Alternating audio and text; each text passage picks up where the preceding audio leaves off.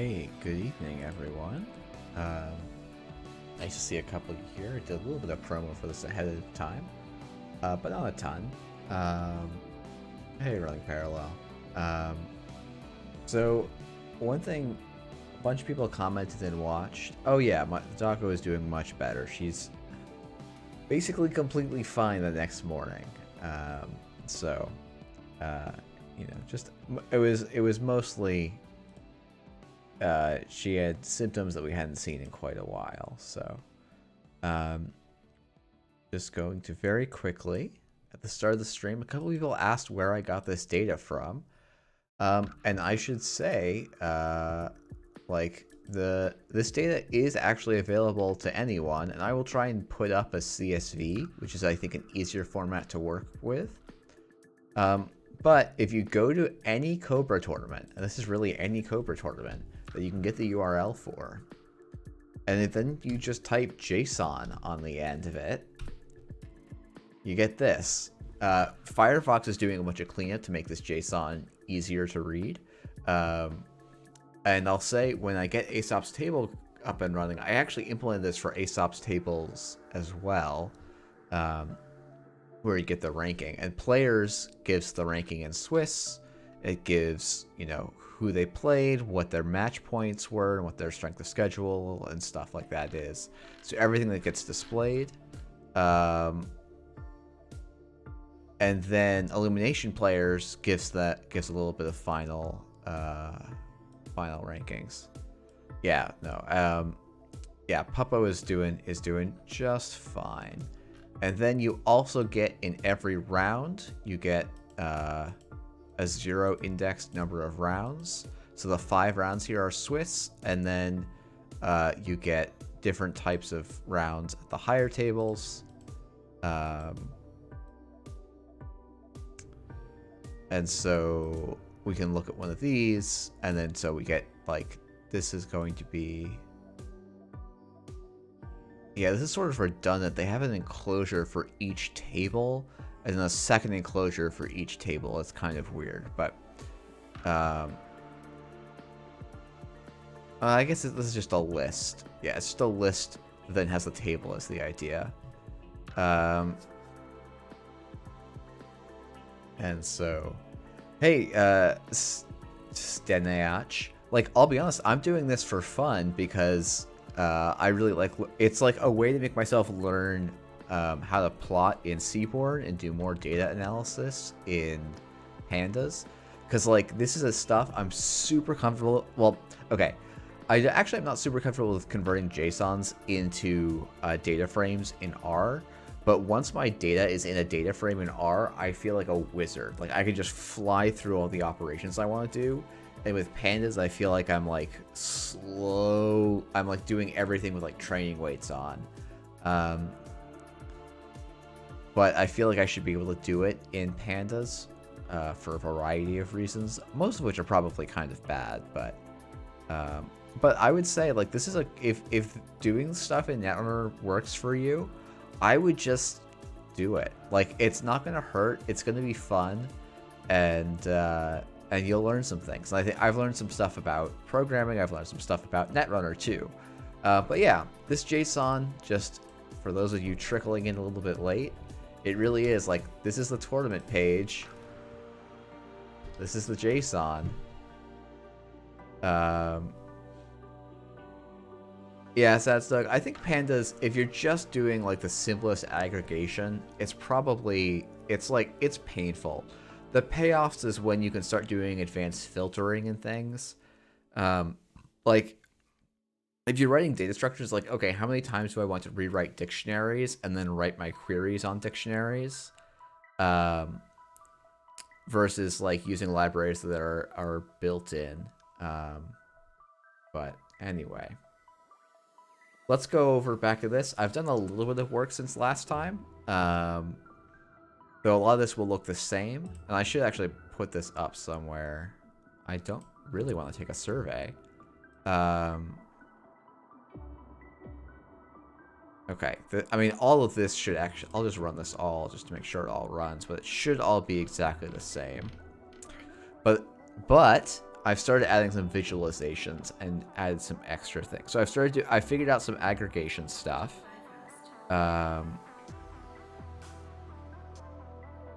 Let's see. Yeah, so this 1854. Oh, yeah. This is like, I really should divide these corp scores by 3 to get numbers that make sense. And then we're going to divide this by 3 as well. Let's just clean this up just so we get numbers that make sense. Do I like that? Does that make any sense? How many games were played? That seems too many. That would be 72 games. We can actually look at how many tables there were in the final round. Back to here. That would require 36 tables at the last round of pairings. And there was only 26. Am I off by something? Yeah, something's weird there. Okay, so my aggregate function is maybe not doing the right thing. Ooh. Interesting. Why is it not doing the right thing?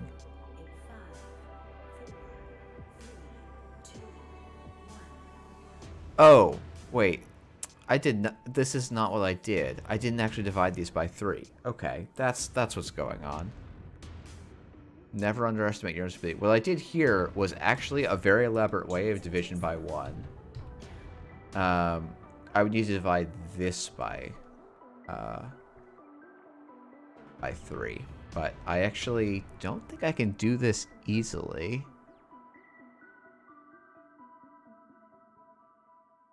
Yeah, I have to go in and call them, but that's not too bad. But anyway, I made a bunch of, there's a bunch of extra stuff, and I should actually split this out into 2 sets. Because this is my very ugly heat map. So what I'm doing here, let's just run this code. And let's just call this data frame so we can look at it. So what this is I take the player match data, which I'm just saying is the Swiss games played, and then the player's data frame.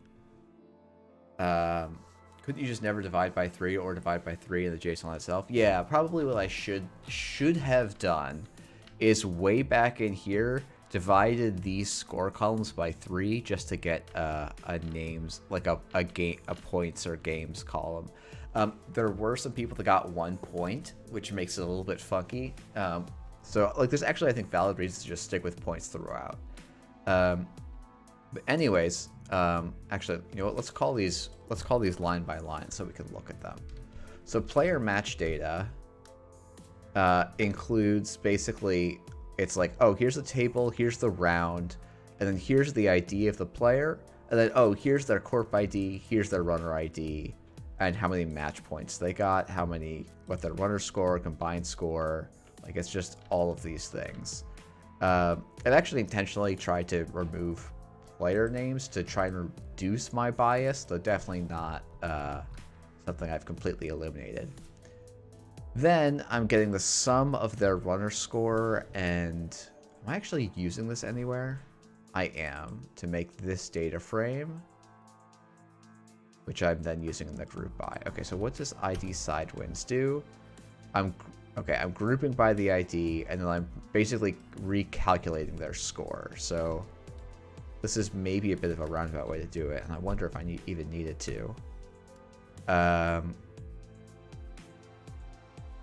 No, what I'm saying simply is I can't yet. I can, I think. Actually, I forgot MJP's identity overnight, but you can figure out MJP's identity trivially easily in the cut in a very funny way. Oh, 1 second. My wife is here, so can't say no to that. Also, a fun thing about Cobra. Every player gets a unique ID in every single Cobra tournament, so it's not even consistent from event to event, which is makes it really easy to code. So, Oh, actually, I do have the name here, but whatever. That's all good. Okay, so match points, runner score, corp score, combined score. Oh, okay. So I actually think... Oh, the reason I do this way... Right.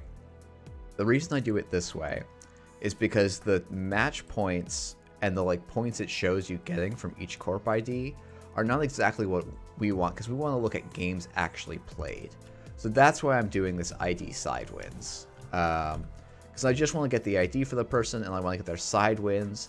And then I'm saying I want to combine this ID side wins with that player match data, where I've done a group by, I've gotten the... Basically, this is a really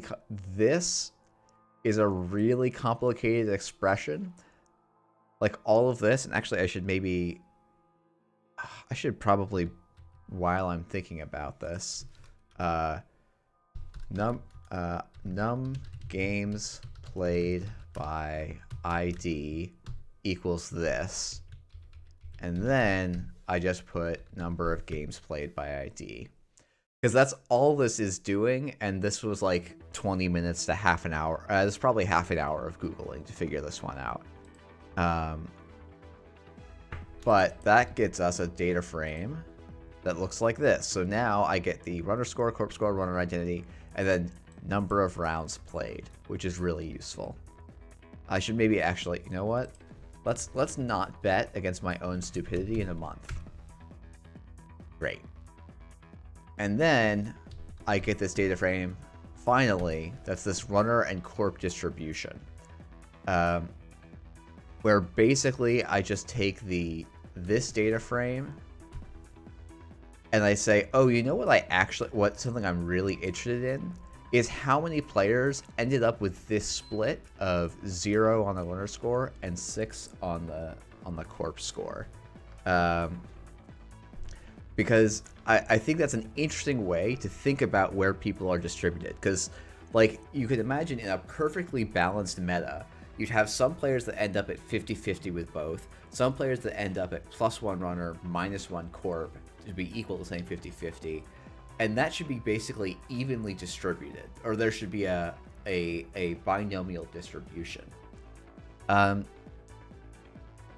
that's not what we see, which I think makes sense with our 60% meta. Yeah, so this is basically a plot of where people, like, this axis here, this bottom square, is basically, like, this square is someone who got carried by their corp because they won 4 games with their corp and got 0 points as their runner. So this square that has 11 people at it, the 9 and 6 square, you'll note that's 15 points.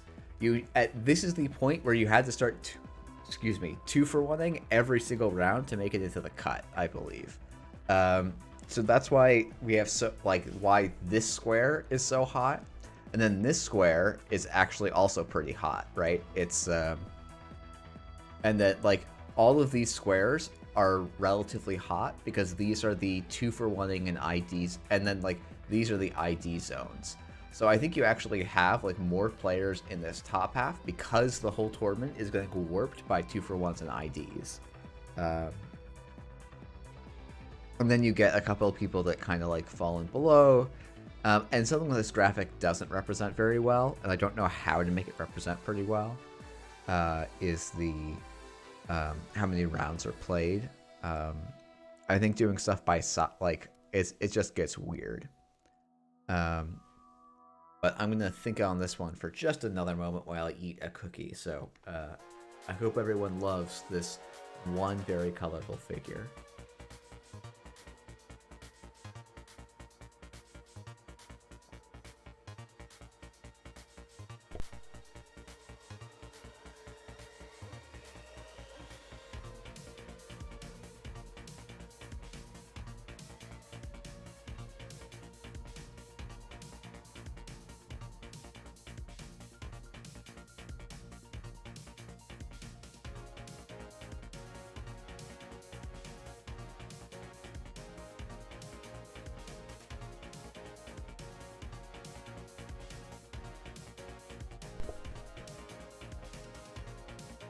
All right. Next up, we have, what I wanted to do was go and actually calculate what the win rates were for each player for each of their decks. Because you can imagine, like, hey, if you're a person who's in here and you miss the cut, it's not because your corp deck was bad, but it's because your runner deck was garbage. And one of the things that we saw in the actual event, if we go back to the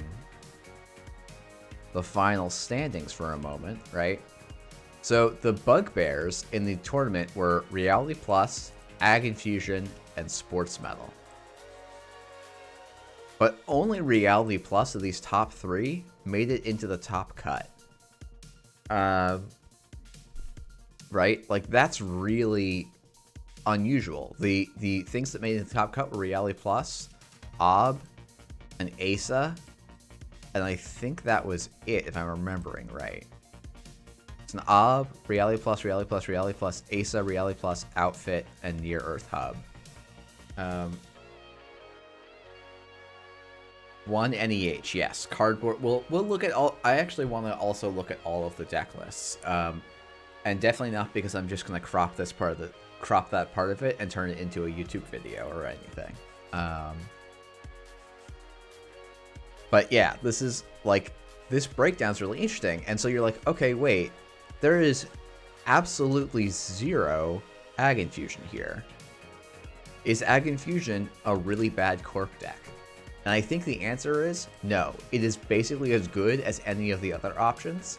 And the people who brought Ag Infusion happen to also bring bad runner decks. And so just barely missed, or just didn't perform well on the runners. So this is actually the graphic I did. So what I'm looking at here, this is basically the corp win rate and runner win rate.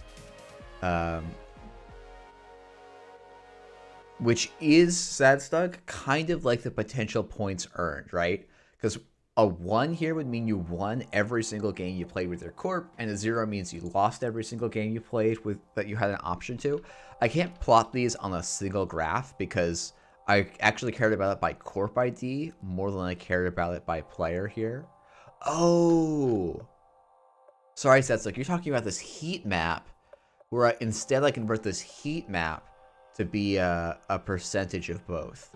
Oh, that's a really nice idea. Yeah, okay.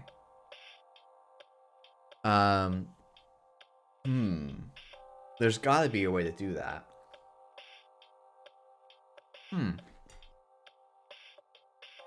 Okay, let's try that. Yeah.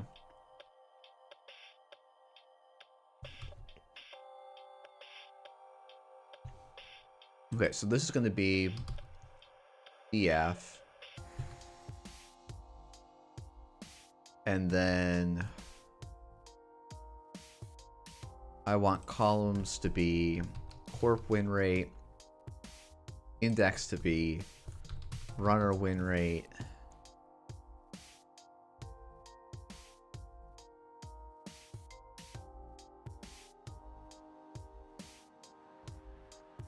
how did I do this before?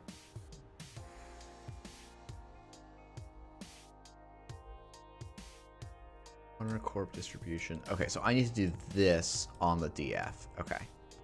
Cool. Okay.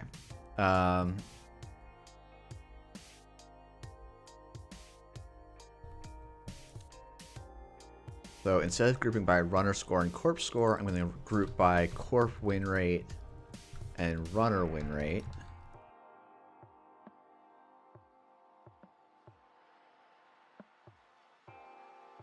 Oh, what?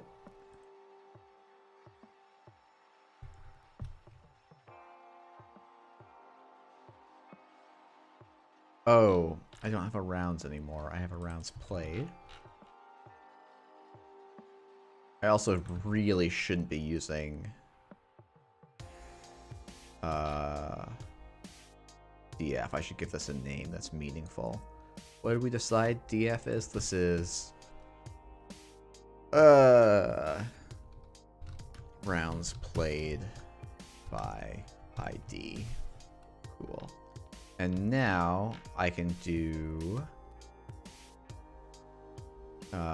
Let's go and make this. Actually, let's just, yeah, we're just gonna delete this.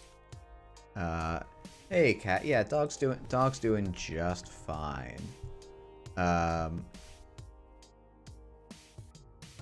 people are likely to over-tech versus their own corp, does this data kind of imply that tech for ag infusion is particularly inflexible and leads to worse overall matchup spread for a runner?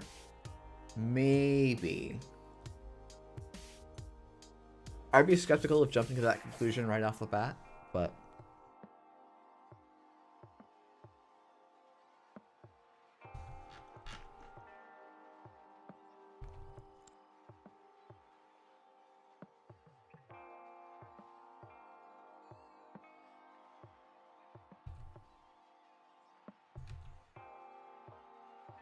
What happens if I play this? Okay. So, okay, this is going to be a similar plot, but a little bit more diffuse. And so now if I do some code, hey, Rotom. Okay, now I whenever I'm thinking, I get like really, get a real serious face on, even when I'm feeling absolutely fine. Okay. So now I take rounds played by ID. My columns are going to be corp win rate. Index is going to be runner win rate. The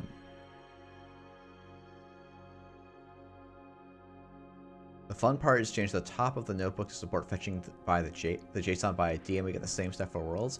Oh, that's a great idea, Sad Stug. That's actually a really nice idea. And super trivial to do, well, super trivial means I will be Googling for 15 minutes, but like... That's almost the same thing as trivial, right?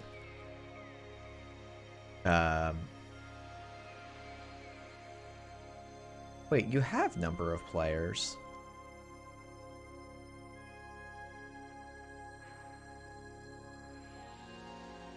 Oh, no, this has number of players. Okay, so I need to go and grab this. Yes, yes, yes. Okay, okay. This should work. Okay, this is a much sparser thing, so it's very hard to tell.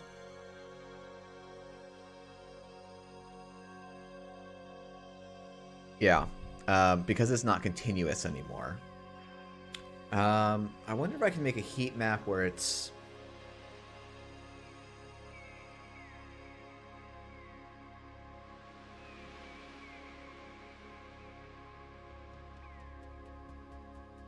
How do I make this view better? Cat, I'm drinking milk because I just got some fresh cookies brought to me.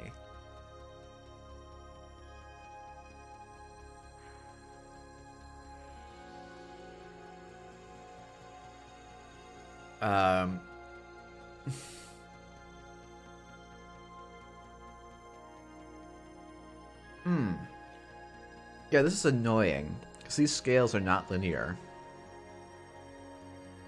This step size is not the same as the other step sizes.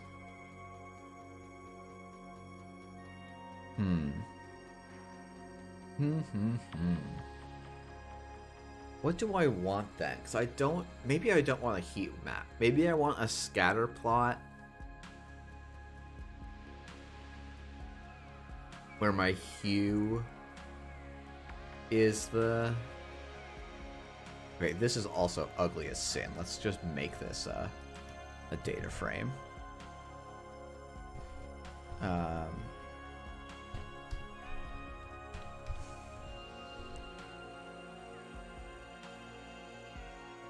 Why are you mad at me? Why are you not filling things in? Anyway, this is win rate pivot table.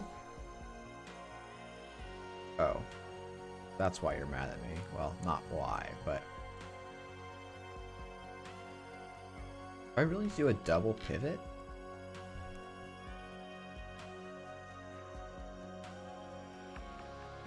Wild. Okay. I think this is right. Okay, so that made the same graph. So what if I do rel? I'm curious what this does. Oh yeah, let's turn off annotation because that's not going to work. We're going to go x equals go corp win rate. Y equals, oh wait, I have this, yeah. Runner win rate. I maybe don't need this invert axis. What do you mean you can't interpret this? Why can you not figure out what x is?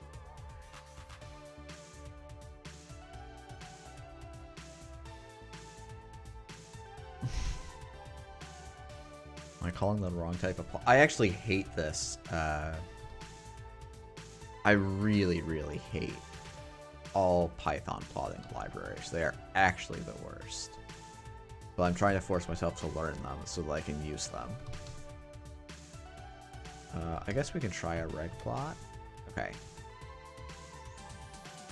Okay, we'll take out the color map.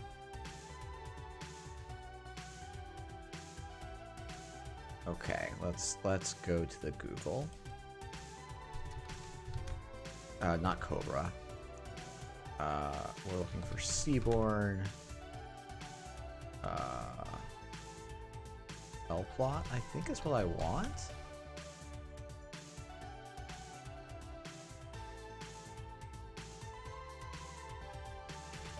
Yeah, it should take an X and Y. Apologies for the color war crime I'm doing. Oh, that's a good question, Simply the Onion. Yeah, let's check that before we go too crazy here. Ah, yep, that's the problem. Because I don't actually want this second pivot now. If I'm changing the plot type. Thank you. Ugh. Okay. So this is going to be the win rate table. And now we can throw this into rel plot.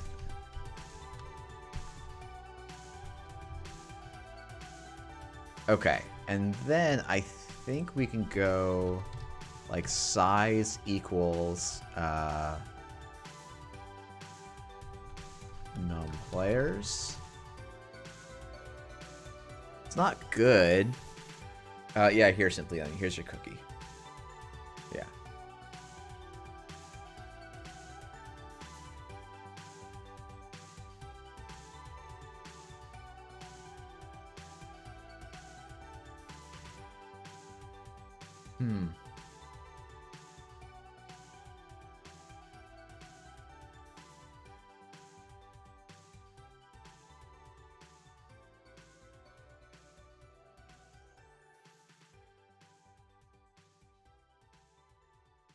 Isn't quite there.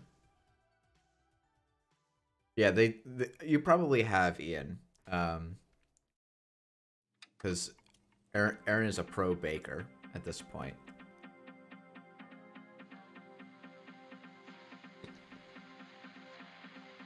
So, okay. The meta is perfectly balanced.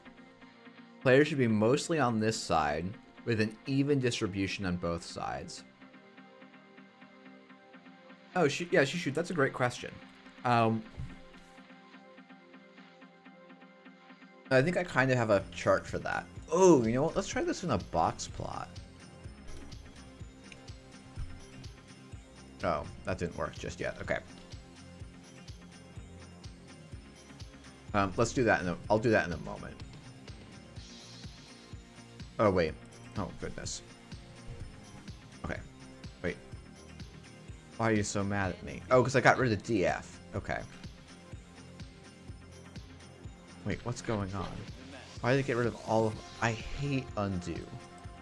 Why do you do this to me?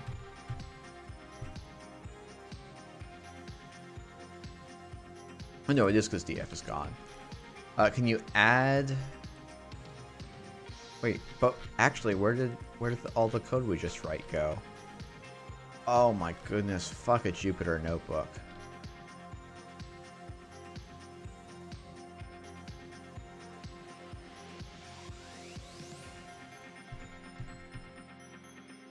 Fuck a Jupyter notebook. Oh my goodness.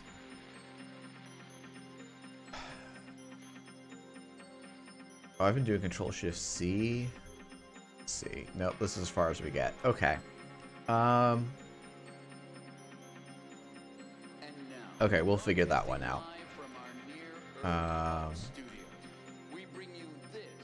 But here we just want... Okay, well, it won't take us that long to recompute, but what's the problem here? I don't want DF because I called DF something else. It's just rounds played by ID, I think. Okay, let's see if that fixes this plot. Oh, and then, but this should be a strip plot. This is one of the cooler Netrunner streams that isn't slinging cards, by the way. Well, I don't know how many Netrunner streams don't involve slinging cards, so this is definitely... It's a low bar to clear that hurdle.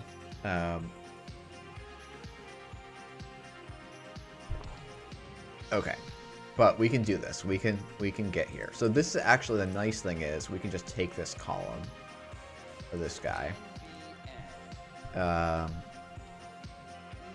I'm probably gonna get demonetized on YouTube for this video.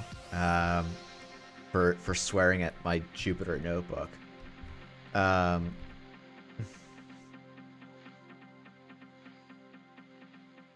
It's a good joke, Ixaron. That's a good joke.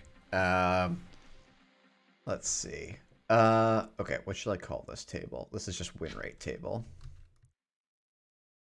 Win rate table. And so now we do rel plot. Nope. Rel plot.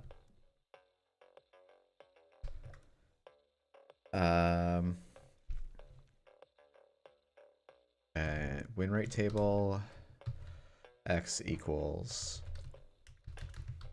corp win rate, y equals runner win rate, size equals num players. This should recreate our plot, and then I need to go and it's time for the Google. Seaborn add line to plot.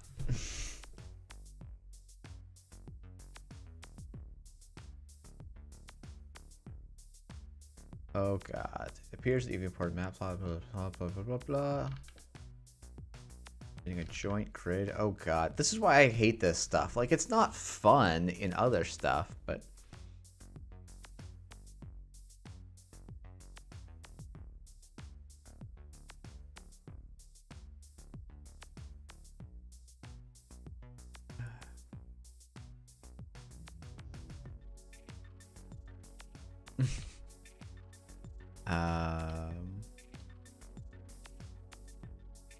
add y equals x line to rel plot.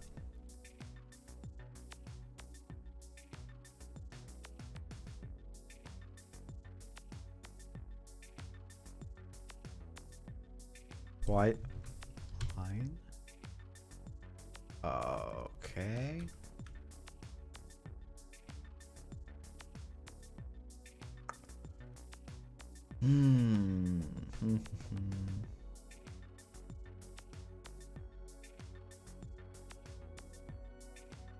Just call pie plot. I don't want to just call pie plot. Don't make me learn how pie plot works.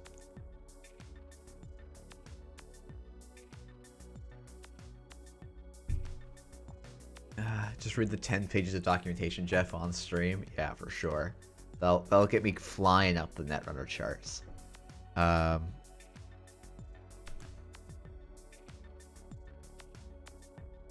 I don't swear quite as much as at work, but this is a lot of how I am at work, I'll be honest.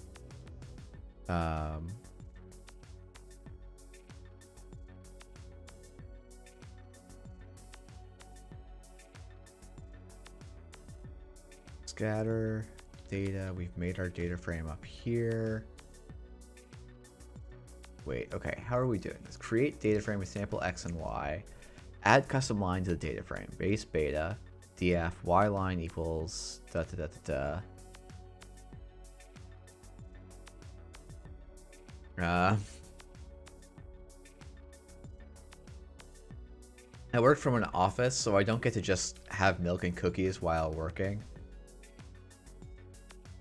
Yeah, simply onion. Like, I need to, what I need to really do is sit down and like just learn. So the way I learned basically everything in R, in particular ggplot and tidyverse, was literally just like trying to solve problems this way, where I could be very, here's the problem I'm trying to solve, Google it, and then find my answer, implement my answer, and by implementing and iterating and tweaking, I could, I eventually learned, and I think got pretty, I'm now pretty good at ggplot. I think for matplotlib, I should really just sit down and go through its documentation like the way they want me to. It's just frustrating because I really like the way that ggplot has decided that plots should work, and matplotlib just sucks for how it wants you to make plots. Like, it's like, oh, we want to be able to support this super complex case, so we're going to make every single user to understand every component, whereas ggplot does the smart thing of saying, hey, you want to make a plot that looks good? Here it is, out of the box. As you want to start doing stuff, we're going to make the simplest possible function to achieve the most common use case.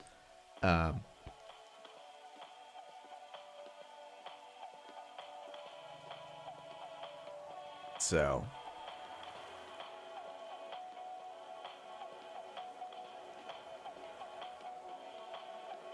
okay, add custom line to a scatter plot. Okay.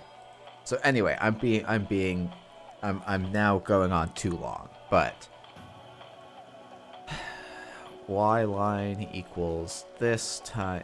So we make a fake data frame, and then we make our rel plot, and then we map data frame to a line plot.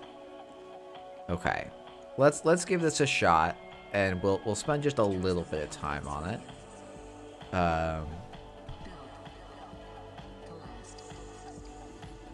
Oh, I should switch you guys back over to the not eyes burning screen. I'll look at the eyes burning screen on my second monitor. Okay, so I want a data frame. Temp df equals pd data frame.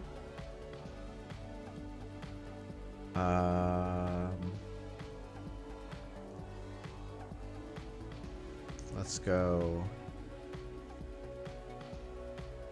X. I can just do, this is an ugly way there's definitely a better way to do this, right? It's just to call range 10. No, I don't need range 10. Oh, I want like, I mean, I can just actually go 0, 1.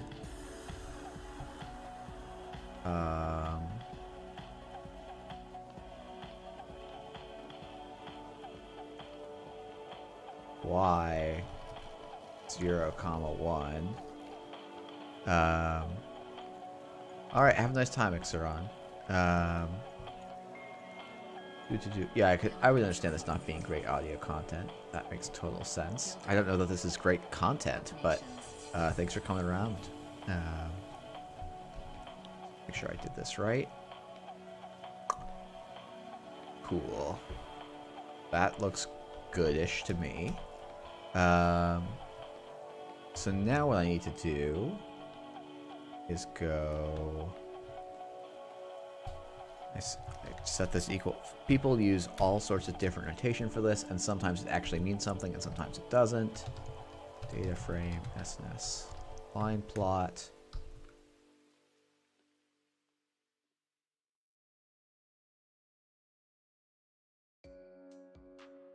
How are they knowing which data frame to use here, though?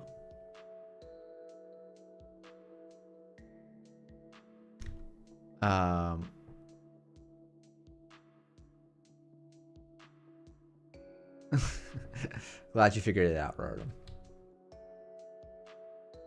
Oh, I have to do like a... No, this is bad. This... Oh, wait. Can I just go... Wait, can I just call a second plot at the same time? Because this is how they decided you should add two plots together. Or I can go appdf x equals x, y equals y. Why is this how this works? Wait, what the fuck? Why would you do this?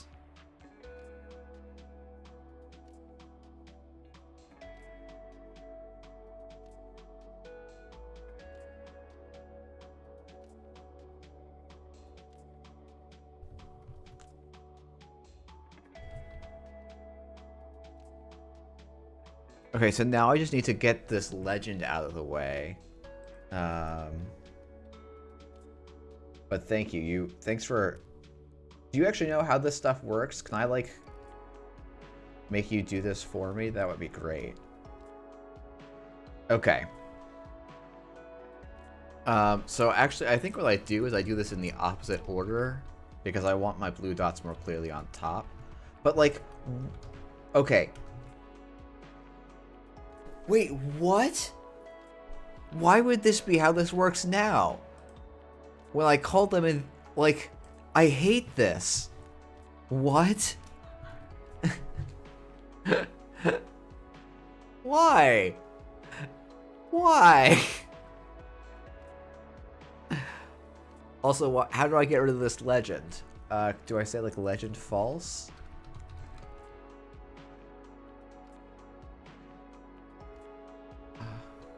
Okay. Phew, we figured that out.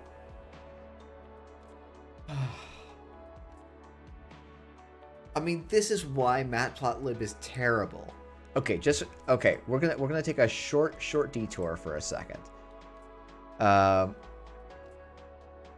So what's happening here is invisibly this is actually no, I don't know what's happening here.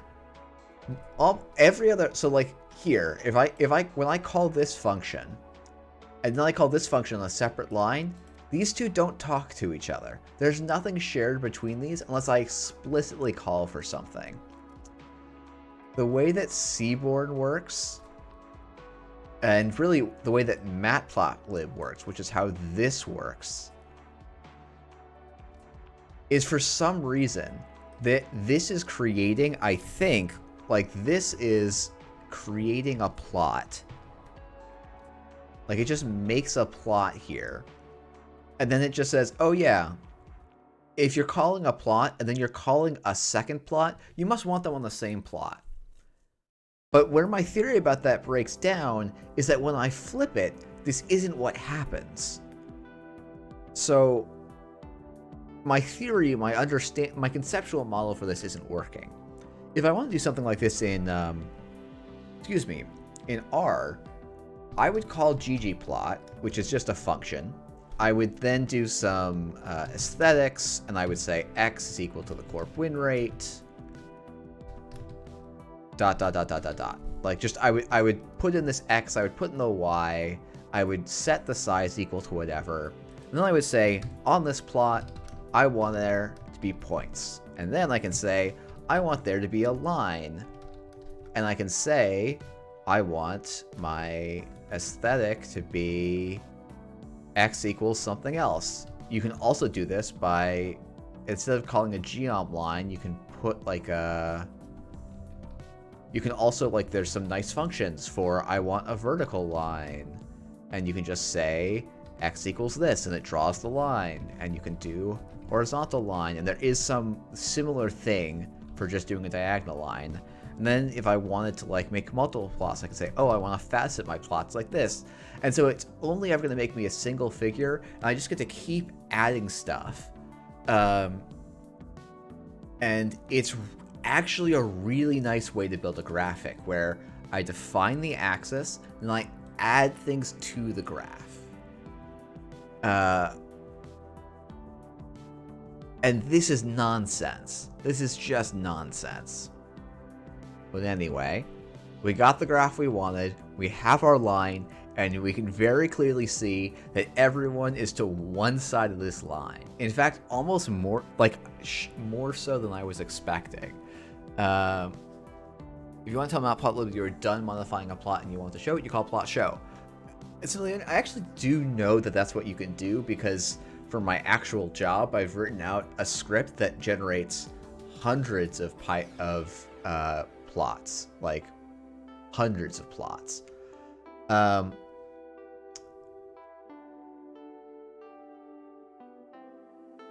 Do you know, actually, simply, do you know why swapping the orders of these gives me a different number of plots? And if you don't, that's fine. I just, like, yeah, okay, good.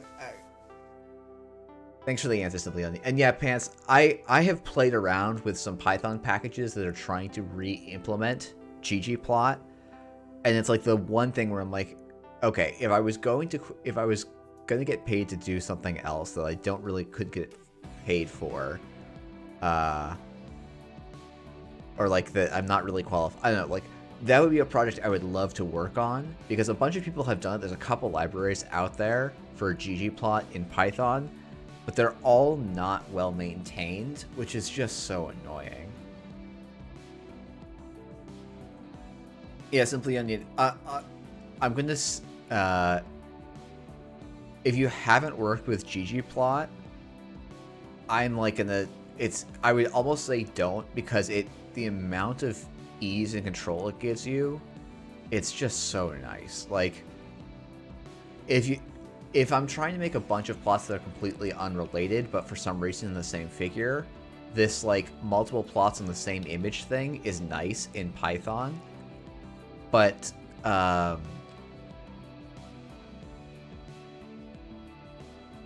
I never want to plot, like, the number of real world scenarios where I want to plot completely separate things on consecutive panels is like vanishingly small.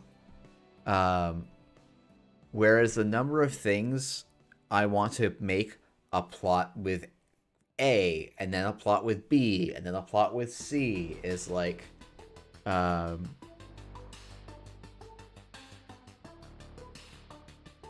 that's just like every use case I have. So like this idea that like I should have to specify all these weird other things is really odd to me.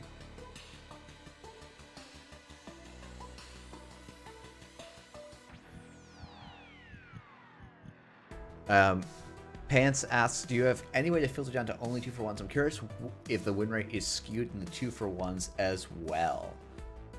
Higher pressure games, often higher ranked than average. I unfortunately do not.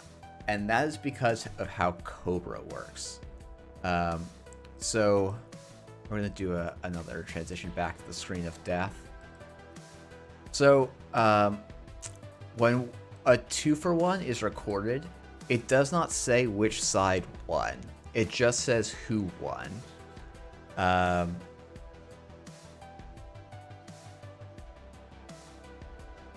So it's just sort of, I don't have the actual data. Whoa.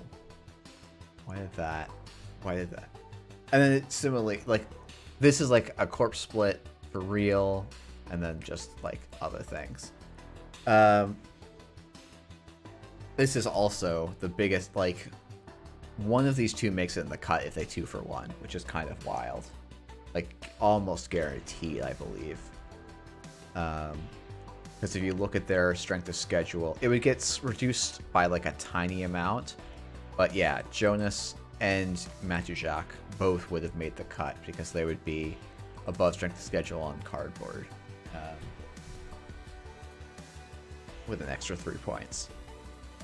Kind of interesting. Yeah, like, I can probably, like, it's something that we could reconstruct. It's just not really worth the time. So I'm not really going to put the effort in, to be honest. But this plot, I think, is really interesting. Hopefully it generates.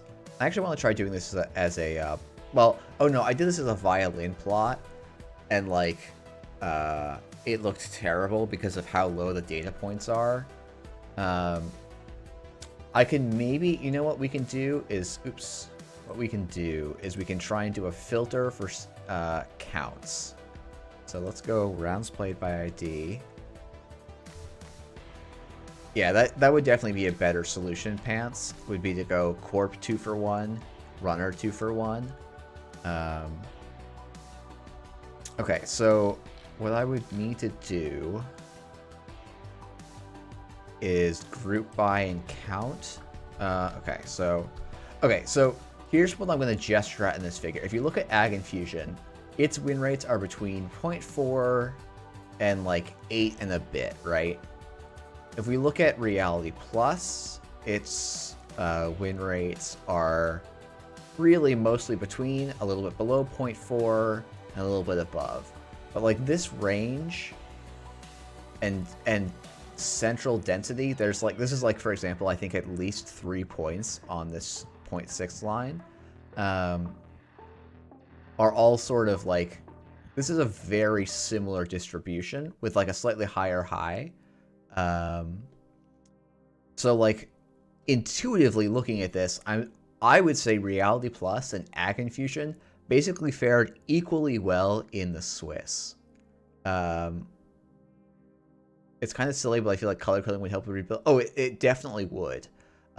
What I would need to do to make color coding work is go and grab the faction for these, figure out the hues for these, and assign them. That's the thing I will do. I guess I could just do, okay, for this we can go hue equals corp identity.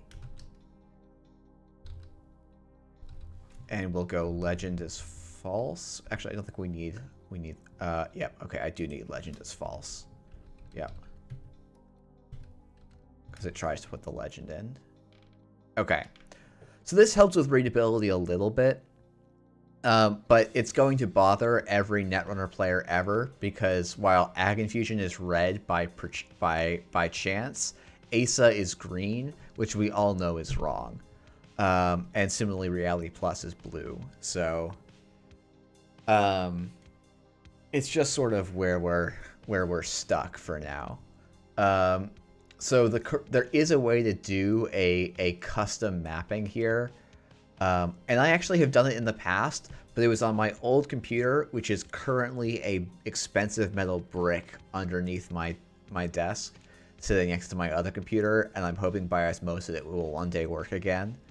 So like I've done it. It's not terrible to do, and maybe I'll make a little package for it for myself at some point if I do this type of analysis again. And like honestly, if I've got the whole, it's like, this is, I think Tolasin messaged me. It was like, hey, could you send me this data? I can do this analysis really quickly in Spotfire, I believe. And it's true. If you're doing this analysis one time, like Spotfire blows this Python stuff out of the water because it's really good for that. So the whole point of making a notebook like this is that you could repeat it again and again for different data sets. So like we actually I should do this for Worlds later, because I think the only thing I should have to change is instead of doing this, I just swap this out with a call to grab the JSON from the web, and that would be and then I could run the rest of this. Now, to be fair, I don't know that intentional draws and 2-for-1s were tagged, so this might give me an error. Because that they just weren't working or were not being. They may actually, you know what? They weren't being used at Worlds, so the stats are a little bit useless. This is like one of the things that really bothered me. But like I have some sympathy for the person doing data entry, but they also from my perspective, didn't do one of the key jobs of the data entry. but you know, it is what it is. They didn't do one of the key jobs from the perspective of analyzing the data later. They did the key job of making sure everyone's entries were correct, which is a very good thing. So yeah, it's bothersome for me, but it was actually a somewhat annoying. It is not a trivial process to enter it in correctly relative to how it should be. Okay, so I need to call group by, I need to do this nonsense thing to get the counts again.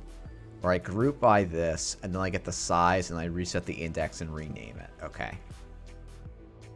Ugh. I hate this. I hate that this is the hack that you do. So I'm trying to think what my hack would be for... okay. So now we can go... this is... Oh, right. There's other ways we could have gotten this as well. This is a very complicated way to get here. Alright, so catch your round pants. Corp play rate.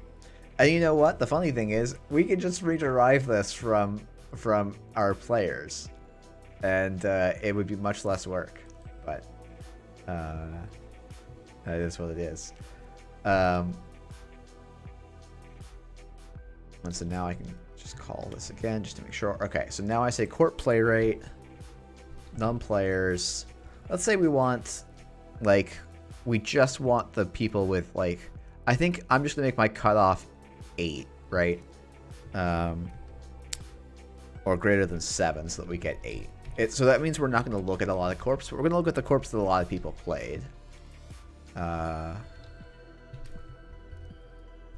Okay, if I call this, and then I get corp identity, and then I go, I just call this as a list. But we're gonna find out. Okay, so now I want to take rounds played by ID. So high play rate corpse,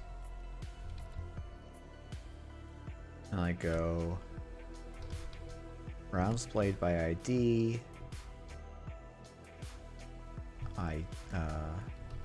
Corp identity. How do I do this in function here? Because I want to say in, but this is going to give me an error. It's going to say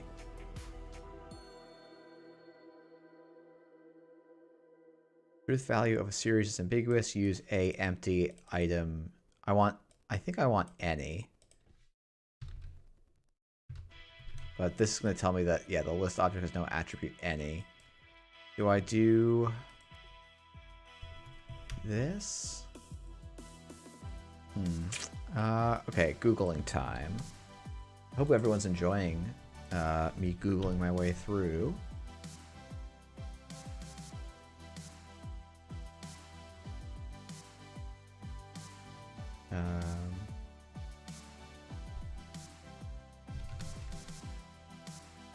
Check if value in list.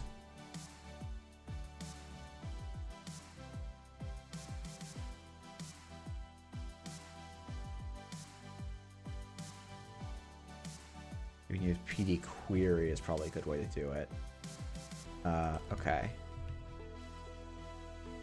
Oh yeah, that probably is just the cleanest way to do this though. Rounds played by ID, query. Yeah, okay. And we go corp identity in high play rate corpse. Oh, you definitely could do this with a for loop, but this is just nicer. Like, this is just much nicer, I'm going to be honest. Okay, and now we call this same plot. Or no, this is now our data. So now that we have our data, we can call box plot. On this data set... Oh no, what did I do? Oh good. Oh thank God. Oh thank God. That was scary for a second. X equals corp win rate. Y equals corp identity.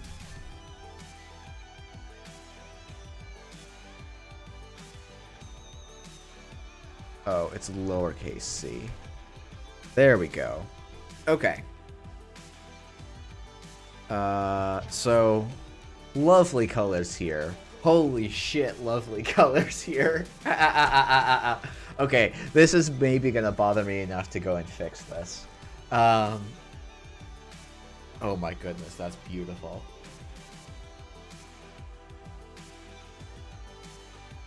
Yeah, so it's interesting, like, right, this op, which won the whole event, was not statistically a very good corp. It was, in fact, a worse corp than the average corp to bring.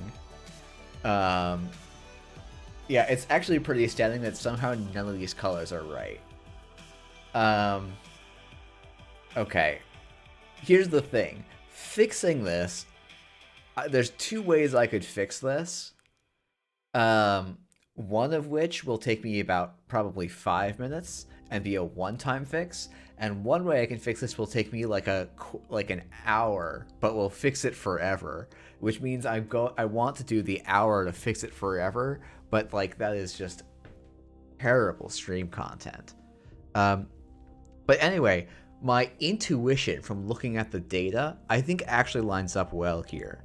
Where if you look, the Ag Infusion box and the NBN Reality Plus box are basically the same, right? So I think it's actually very difficult to make the argument that Ag Infusion and Reality Plus have significantly different results in the Swiss from games that we have data for. Now that could mean a couple of things. One, in the games we don't have data for, against the best players, Reality Plus performed much better than Ag Infusion. It could also mean that the Ag Infusion players as a whole brought worse runner decks, or were worse runner players. Or it could be something like the Ag Infusion decks performed well, but tended to go to time, so players scored fewer wins on their runner decks, things like that. There's like a whole bunch of other hypotheses. So it's very hard to say like concretely that these decks are definitely equally good. This is a very small, like this is a large tournament, but still a small data set, right? Like this is, we look at corp play rate. It's a pretty small data frame.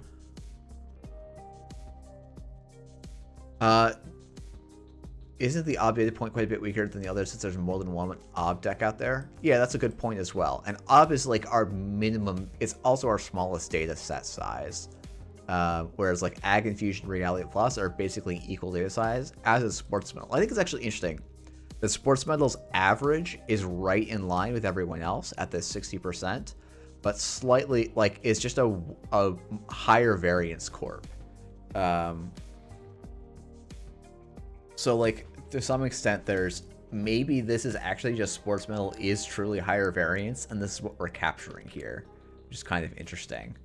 Something that we're not really controlling for here is like, oh, if a player is finished higher up in the overall standings, we should probably rank the effect that their win rate is higher, because we care, well, we, as in me, cares more when we're thinking about trying to find the best decks. We care how the best decks did at a given point in time.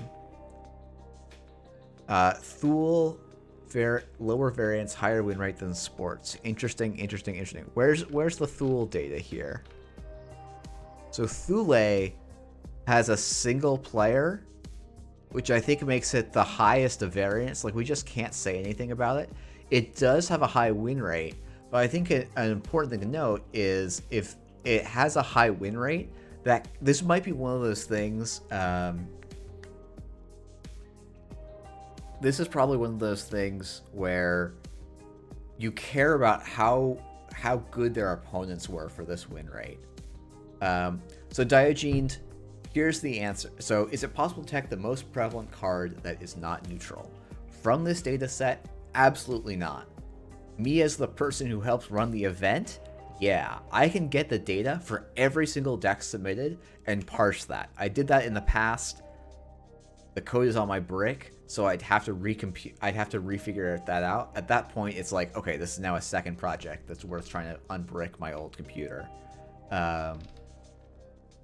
So yeah, it's definitely possible to do that sort of stuff. I did it with Continentals. I actually have the scans for Worlds, but I just don't have the time to figure out how to process them, and the meta just sort of has moved on enough that I don't think it's that interesting of a question anymore. But anyway,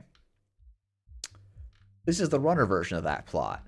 It is really interesting how much this is downshifted. This is the 50% line. Almost all of the points are to the left of the 50% line, which makes sense. That's where the runner win rates are.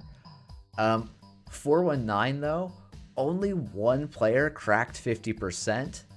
Hoshiko, like half the players cracked 50%. So to me, this is saying that actually Hoshiko is just far and away the best deck that you should be playing runner side right now. But let's go and do this same analysis. It shouldn't actually be that hard to do.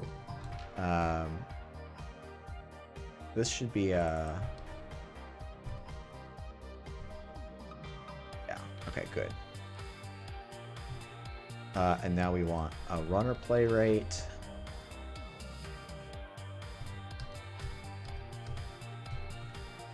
Oh, this is gonna feel good.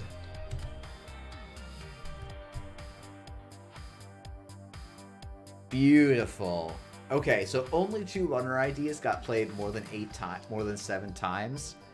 And like there's obviously a lot of variance.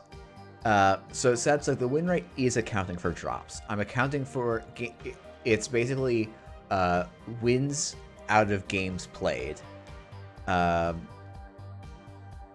So yeah. But basically, yeah. So Hoshiko and 419 are somewhat differentiated here. Sure, we can take this to include 6. So 419 and Adam apparently equally proficient, and Cabanessa Wu is like significantly worse than the other, or maybe significant. I'm using the word significantly imprecisely. Is visually the worst choice, so not that much worse than 419 by eye. But boy, these colors though.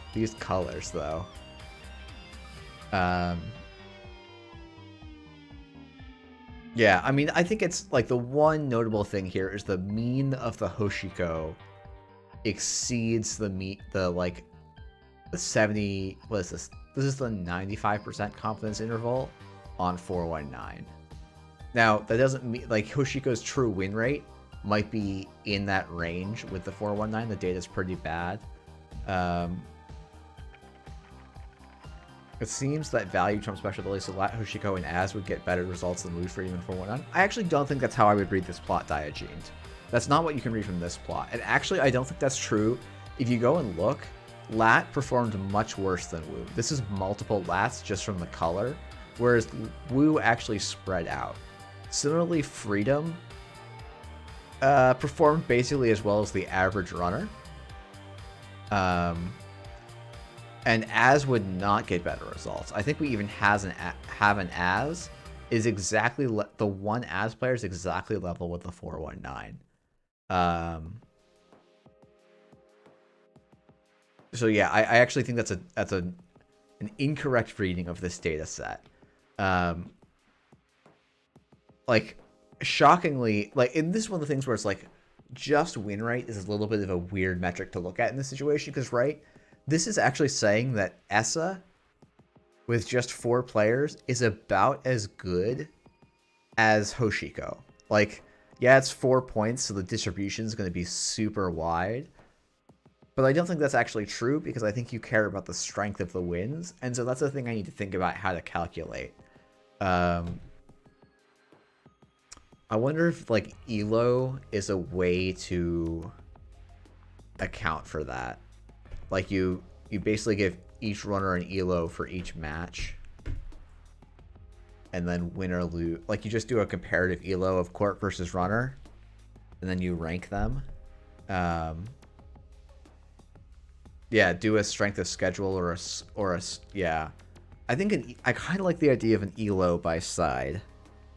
Though maybe you do need to do a strength of schedule more so than you need to do an ELO.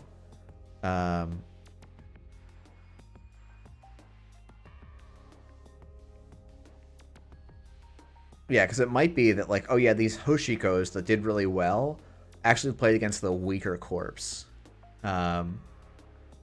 In general, simply saying, in general, Hoshiko trumps freedom due to the current Anarch card pool. If we had a lot more drawn Anarch, then you wouldn't have to try and offset that weakness in the card pool with your ability.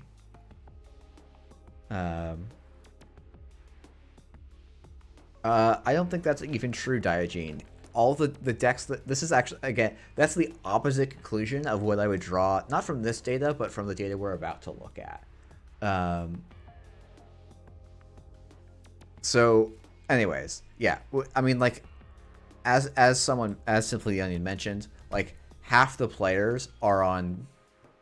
No, we have no way of knowing how many turns were stopped. Like, that's just data we don't get.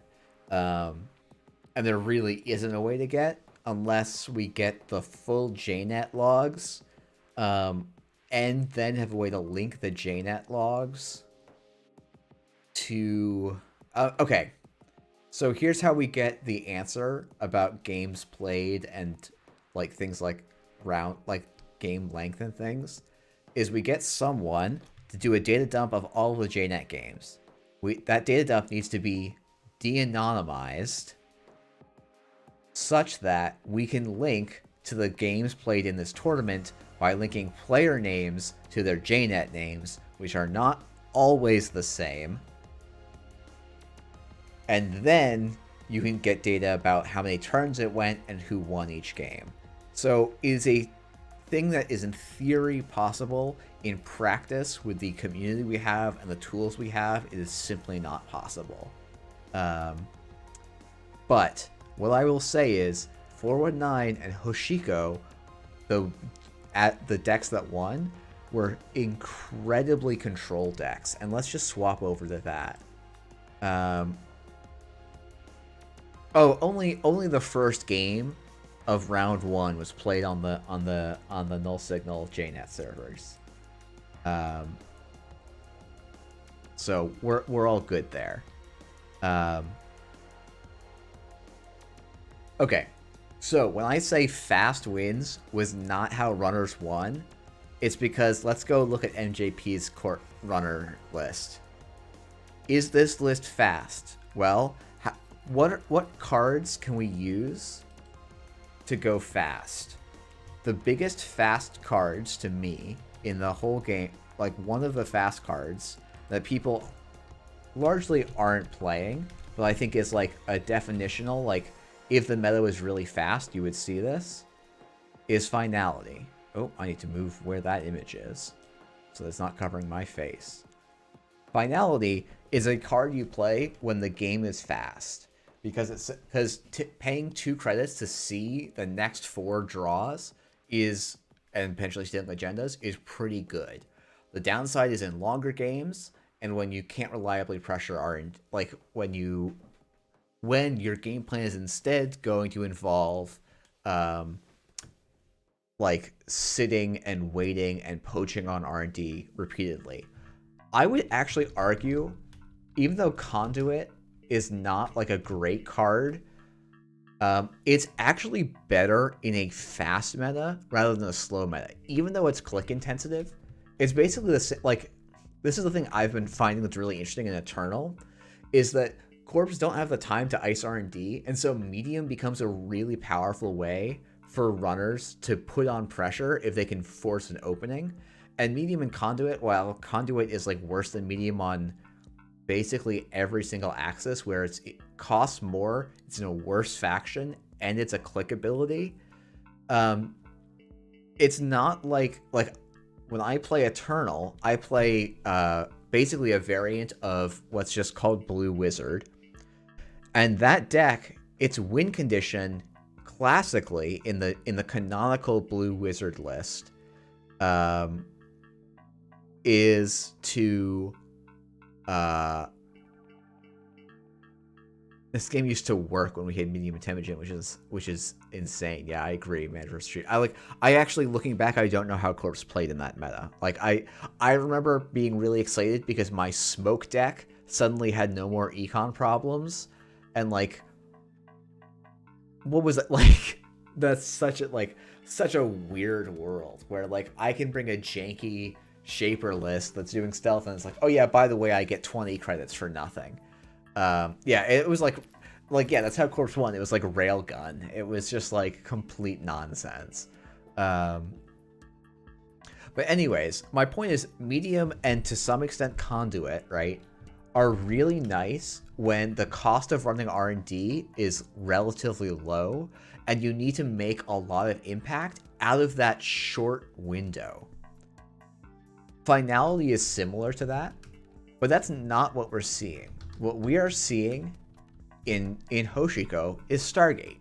And Stargate has been the dominant runner win condition since its release. I mean, even in Gateway meta, Stargate was probably one of the more prominent win conditions, though I think it still had to fight with the Turning Wheel. Which was another, but the Turning Wheel and Stargate are both really similar cards in how they impact runner play. Both of them incentivize really slow, grindy play, because Turning Wheel isn't going to get you a lot of accesses in one turn, so you need to build them up over the course of the game and go for a dig. Stargate, similarly, isn't a game, it doesn't win you the game in a single turn. It wins you the game if you can fire Stargate on 4 consecutive turns or so. So this only is going to fit in a super, super slow, very controlled meta. And so that is what we're seeing in this meta. It's not that fast runners do well, it's that slow runners do well. And so what do we see? We see 3 liberated accounts, Paladin Poemu, just like 3 fermenters, Wildcat Strike. Like, this deck is just econ, a little bit of tricks to get the game going, a little bit of juice to get stuff going early. So like Moshing is a card for early, Botulus is a card for early, but then, and Dreamnet is a card like a tempo-y condition, and then like everything else is drip econ. Like, everything else is econ in this list, which is a really strong sign that this is just a late game list. And yeah, Stargate, Mad Dash is obviously the card that, like, you guys all know. Yeah, y'all know that this is, like, this is the other reason that Stargate is a ton of play. This is the most reliable Mad Dash setup card, and taking out the number of agenda scores you need to win the game, which is basically universally true in Mad Dash. Like, it's funny, if people were running 2-point mixed with 3-point agenda suites, Mad Dash is kind of irrelevant, because you're going to win on 3 accesses, 3 agenda steals, with or without the Mad Dash most of the time, because it has to be exactly the 2 5/3s that you steal and win with the Mad Dash. And if you steal 3 4/2s, like, you got unlucky, or 3 X2s, like, then the Mad Dash helps, but you're probably going to steal an X3 just because of how the game goes. So yeah, Mad Dash is a tech card for the GFI and the 6x5/3 suites, which are the only suites we see in the entire event. So yeah, Mad Dash just is great against all of the corps, right? So we see, this is the one exception. But this is really an all 5/3s corp that just has to, for other reasons, play 1 extra point. This is actually, okay, we're finding all the exceptions, right? This is all a 2-pointer corp. This is an all 3-pointer corp. This is an all 3-pointer corp. This is an all 3-pointer corp. This is an all 3-pointer corp. This is an all 3-pointer corp. And this is the only corp where Mad Dash isn't sick, right? Yeah. So like it is like this is Mad Dash is just kind of a necessity in this meta. Because that's what all the corps are around. Which almost makes me wonder if like should I just like if I'm building an Asa deck, should I just play 2 Ikawas, get my 2 influence back because I'm already losing anyway to Mad Dash? Like, does that make my Mad Dash matchup?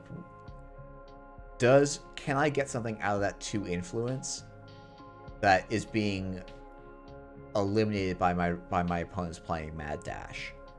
I don't know. It's an interesting thought. Okay, we should go back to MJP. So, this is the list that won. I don't think we ever saw the twinning get installed, but this might be part of why we didn't see any ag infusions in the top. I don't know that MJP actually knocked out any ag infusions, but I think it's really interesting to note that the twinning, even with just 2 targets, is like still worth including a twinning, because you sometimes just need extra accesses, and you have ways of triggering these without actually interacting, which is the strongest part of the twinning by far. Like, this is the, like, while I think the twinning isn't great now, it's A, clearly not terrible, and B, like, getting multi-access without interacting is, like, such a valuable thing to do. Yeah, Shishu. So Shishu is saying, I'm reluctant to change my op list because I always end up losing the runner stealing 1 SDS, and it's 8 agendas with GFI versus 7. I'm not quite sure, Shishu, what your op list looks like if you're running 8 agendas with GFI versus 7. But GFI is 3 points. It should be the same as an SDS.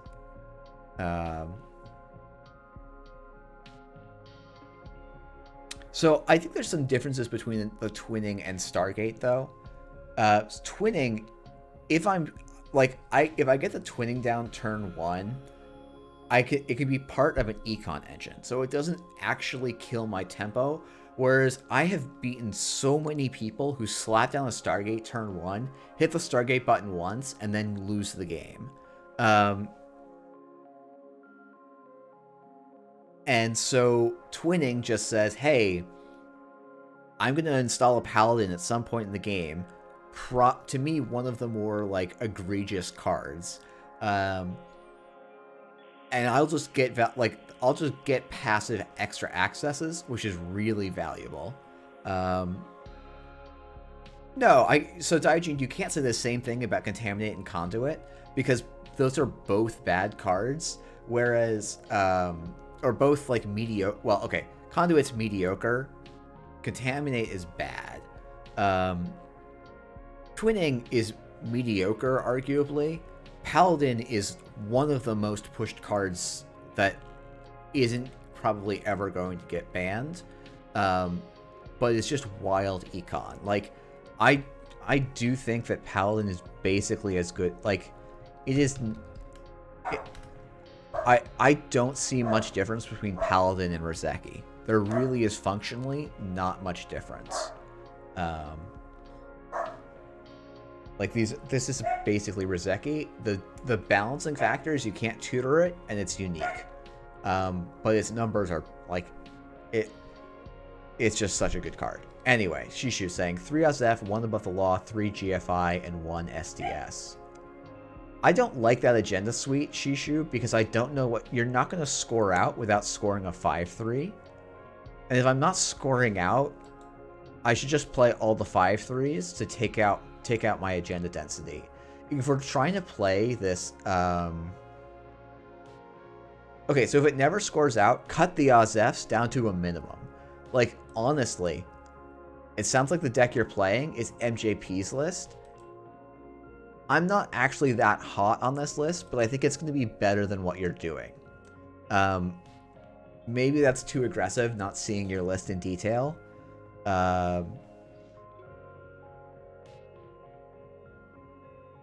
But like the combo of Urban Renewal, which then goes and fetch it. So when this pops, you get Drago, and then you get End of the Line.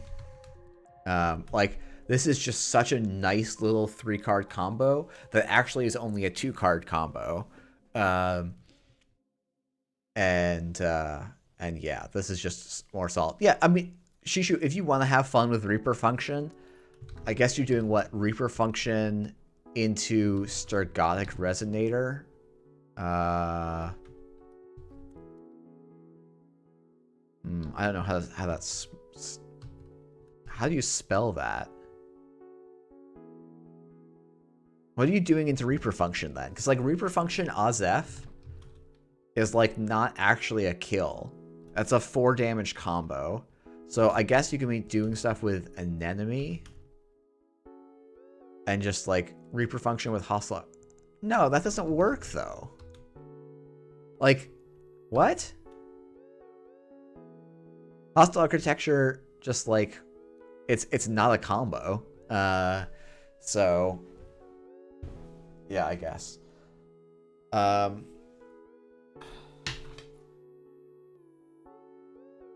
Anyway, so if we look at MJP's op list, like this is a well-tuned list that I think just loses. Like, I think you play this op list against this Hoshiko list, and I think the Hoshiko goes something like 7 and 10. Because like, but this list is really solid. Like, I think it's actually a really solid list. It just kind of doesn't lose if the runner plays well and understands what their pinholes are for. Yeah, Sad said, runners killing themselves is the evergreen combo. And that, to me, feels like what this op list does.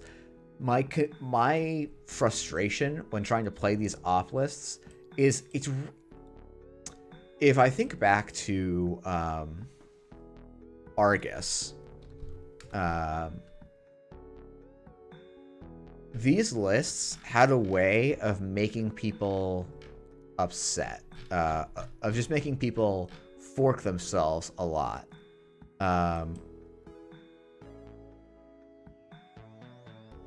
Nope, this is not what I would call...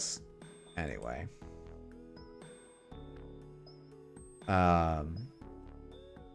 Where can I find the one? I mean, this is going to be reasonable. Like, the way that Argus won was by saying, oh, I'm just going to force agendas in a remote, and you have to have exactly the right cards to beat me because I've got a bunch of unfair cards in Data Raven, Hard-Hitting News, and like some nice agenda suites. The one I'm thinking of is actually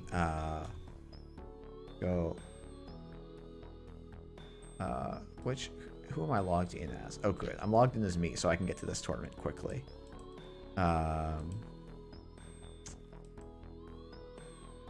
Stinson and Argus, god, yeah. This is to me like just what's stuck in my memory as the Argus list. Oh, this is actually a very similar agenda suite. But the idea here is like, I'm just going to constantly push threats to you. The problem with this op list is it just doesn't push threats in at the same rate. Like, it is too fair, which is kind of wild. Like, the tech cards are bad is the deck name. Not that tech cards are actually bad. Yeah, sorry, that is very clear. And yeah, Daijin, you asked, like, in a control-focused meta, a deck like PD would probably do good, right? And that, I think Simply Onion's answer is, I think correct. Like, yes, in theory, something like PD should be good, but in practice, PD, when it was really good, was winning by the slimmest of margins. It felt oppressive if you didn't bring the top decks, but when you brought the top decks, it was like sweat, blood, and tears. Like, snuck PD under the line. And I am pretty convinced that this completely innocuous card rotating completely killed Precision Design. Like, this card did two very important things. It triggered Tranquility, or I guess it did three important things. One, it triggered Tranquility Home Grid. Sometimes it triggered Tranquility Home Grid twice. Two, it bluffed as an agenda that gave you even more econ. And then three, it could, it just smoothed over draws in a lot of ways. So maybe I just had the two things. It bluffed its econ, or it bluffed, and it was a really solid econ card. And the fact that it could do both of those things is really big. The replacement people went to was Regolith Mining License, but Regolith Mining License is really, really click inefficient. You install and click this twice, you've spent 3 clicks in a card, so 4-ish credits of value, and you have made 4 credits. So until you click this on your next turn, you have not exceeded the basic clicking for credits action in terms of what this card has actually given you, which is rough. Compared to this, I install it, I res it, and I have spent a click, a card, and I've made a credit, and I've gained back 3 credits. So I'm actually even-ish, I guess. But I got 2 whole clicks to do more stuff in, and it does a lot. And when you combine the Tranquility Home Grid synergies, it becomes pretty reasonable. How is this that bad? Card, click to install, credit. What was I doing wrong with Regolith? But yeah, so simply, simply, this is my pet theory, is that Asa and Ob should be being looked at as a way to do something similar to rushing. And so that's why I've been... Okay, that's not why I've been spamming a lot of Ob and Asa on my streams. I spam a lot of Asa and Ob on my stream because I don't want to play other corps. But I do think that's the rush. And the idea behind Sports Metal was that you could do... that it was rushing. And I think it's really interesting, going back to the diagrams for a little bit, that Sports Metal actually did pretty mediocrely. Yes, honestly, I think that's basically correct. And when I started playing the more boring Asa, it's like, oh wait, this is just a good deck. Like, you just play 2 Natch, 2 Gaslights or something, and and run over stuff. And I think Rush Ob feels quite good. I'm just iterating on Beeblum's version, and I'm trying just Yakov as a econ piece because I think it's a really good econ piece. Because Regolith was always bad in those lists for exactly the same reason. It's just very click intensive, and you just don't have a lot of clicks if you're a rush deck. Maybe that's the difference, right? Is Regolith and, well, the bluffing bit is probably the bit that takes advanced assembly lines over the edge. Because honestly, even if the runner knew it was advanced assembly lines, you getting to grab the Rashida that's in your hand was such a big deal. But yeah, I think it's really interesting that Sports Metal, it performed on average about as well, but as a whole performed a little bit worse. And I wonder how much that's bad luck versus how much that's a meaningful result.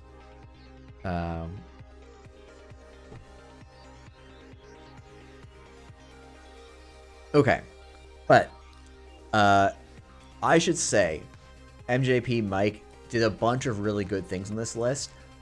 The Overseer matrices are a really nice way of making the fair urban renewal threat way less fair. It is such a nice include. I cannot overstate how good this inclusion is. I think it is. It's not like, oh, no one else ever thought of this. But I think committing and saying, no, I need 2 of these, and this is how I stick my urban renewals in a world of pinhole threading, I think is just someone had to do it, and Mike did it and did it well. 2x best defense is I think also really this is like not a thing you do on JNet Casual, because runners will just flatline themselves for you on JNet Casual. But for a tournament, oh no, Shishu, best defense is not for boat here. Best defense is for no free lunch. So best defense is trash one installed card with an install cost equal or less than the number of tags the runner has. This op list is assuming that they're never... Oh, instead of Wake Up Call? No, Wake Up Call wasn't doing anything for you. Like, Wake Up Call would be bad in this matchup, I think.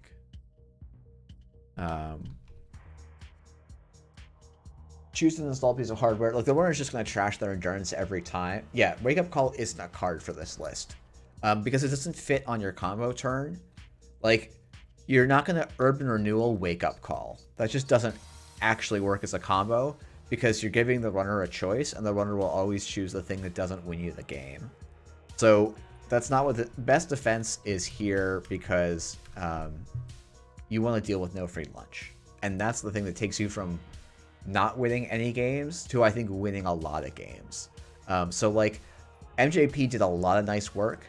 I think we saw in the cut the one game, we saw, like, the tail end of a game of Janktivist versus MJP. And Janktivist was just walking over this list. And you're just saying, yeah, you just hold your NFL until the Urban is about to go off. Yeah, and that just becomes the game you play back and forth. And I guess the theory there is that the Urbans are going to fire more often than the... Like, you can recur Urbans more easily than you can... Oh, it was Rongi versus MJP. Thank you, Janktivist. You guys were playing such... Actually, were you playing similar decks? No, you were playing Hoshiko, and Rongi was playing the best 419 list. We have to go see. Everyone, hold on. We have to make sure this makes it to Deck of the Week. So everyone here, we're going to go, and we're going to give this some updates. This is your thing. If you're here, give this some updates. Give this some favorites, give this some hearts, give this some comments. We gotta beat Birdemic and upgraded core damage sports. These are nothing. This is brilliant. Oh, is it already Deck of the Week? Oh, never mind. Excuse me. I can't read my front page. I'm a fucking idiot. Oh, this is great. Oh, let's go, Ian. Let's go. Deck of the Week.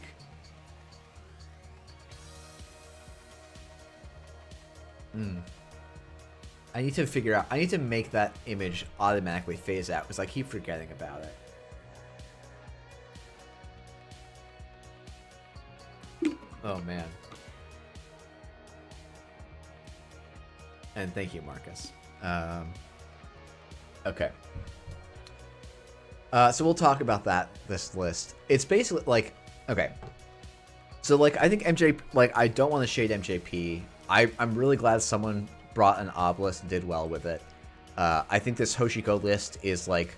This triple liberated account is just, like, a tech card for Reality Plus, basically. And it's quite good. I'm going to go Tuno and so Tuno is running a deck that we didn't see do great. I did obviously make the cut, and Sports Metal didn't, but I don't think functionally there's a difference, and I would probably... Well, okay, no. This list is pretty different. It's saying, like, runners are getting really greedy, and Outfit lets me run both Busted Ice and some Busted Fast Advance, but I think this actually isn't leaning hard enough into Fast Advance. And that'd be the thing I would be looking to change. Like, I think Building Blocks Chiashi is cute, but, like, Biotic Labor wins games. And so I think that's just where I would go with this, if I was to try and keep playing with this outfit idea.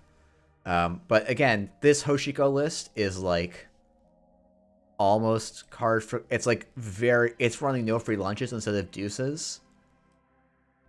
It's running an extra MK Ultra. Yeah, I mean, simply like, this is leaning into busted ice. I just think functionally it doesn't work. Is what we saw like again and again. Is this just can't defend everything? It can't defend R&D HQ and make a scoring remote that's relevant, because this is trying to make a scoring remote with Rashida's, and like it's hard for this list to get to 7 points. It's actually pretty hard, right? It has to get regulatory capture to 2-2s. But the only way it has of getting bad pub is 2 hostiles, 3 too big to fail, so that's 5 cards, 8 cards, 11 cards, half of them the runner has to cooperate with. Like, I think the building blocks in theory takes that number down a little bit. But yeah, it only has 11 cards that generate bad pub, and a bunch of them are conditional / requiring runner interaction. And so what happens is the regulatory captures build up over time, and they don't get to the 2-2 zone fast enough. That's just what it looked like, what we were seeing in play, at least in the games we saw. Not like clearly it's made the top cut. It probably did pretty well throughout the day. Just from what we saw, it was a little bit like too swingy. This deck, I mean, it was a Swiss killer because like you run this remote and you die, but like you just run centrals and you save your pin. Like if you just save your 3 pinholes for 3 healings, like you just shouldn't lose.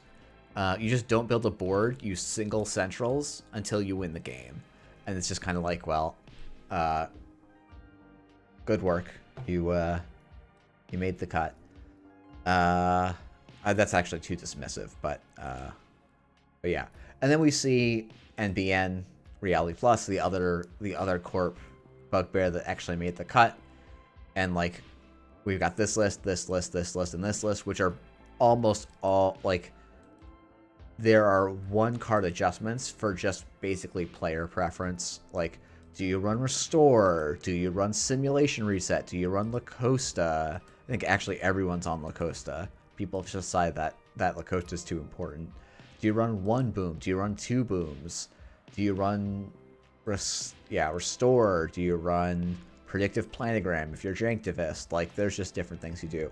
I kind of like the Predictive Planogram because you're just like, hey, this deck is just do I high roll early, and Predictive Planogram is 3 extra draws early. And sometimes there's 3 draws and 3 credits in board states where you're already winning and get you there. Nothing to say about Hoshiko. It's the same Hoshiko list. This one's on 48 cards for some reason. I honestly, I haven't played enough Reality Plus to make a distinction between the ice and these different lists, like, quite honestly. It's like, this has an Endless Eula, which I kind of like. You play this Endless Eula if you think there's no World Tree Woos around, I think. The fun houses, going lower on the fun house, I think is right, because like you want fun houses on the remote and nowhere else. But other people clearly disagree, so I don't know. I like Janktivists. I thought it looked good. I don't think there's meaningful differences. They're just, I think, more playstyle considerations. Quick shout out to Ian's 419.